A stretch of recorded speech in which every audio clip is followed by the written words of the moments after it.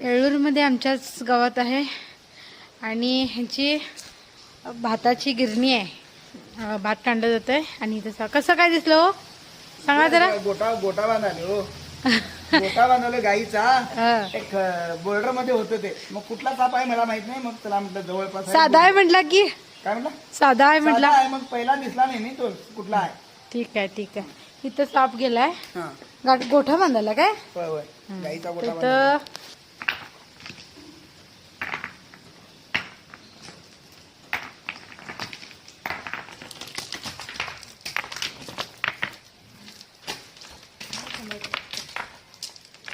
साप पकडले मी आणि नुकतंच काट टाकला आहे सापानं बघू शकता.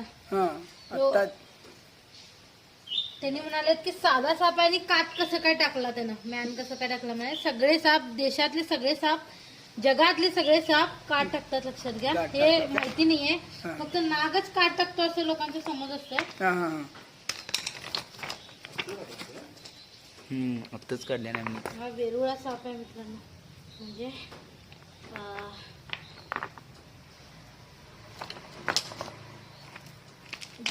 कसं देशातल्या सगळ्यात रागीट सापाला म्हणतात वेरुळा. नुसता असं तोंड आवाजून चावायला येतोय.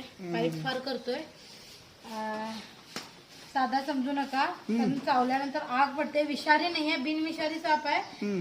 फार खतरनाक पद्धतीने चावतोय लक्षात घ्या. शेतीमध्ये वगैरे भरपूर जणांना शेतात काम करताना आता पावसाळ्यात चावू शकतो साप. मग घाबरून आपल्या देशातले लोक मरतात कारण एवढं खतरनाक तो चावतोय. रक्त वगैरे येते त्यामुळे मग घाबरतात आणि त्याच्यात तर विष नसतंय पण विषारी साप चावला म्हणून घाबरून लोकांचा जीव जातोय.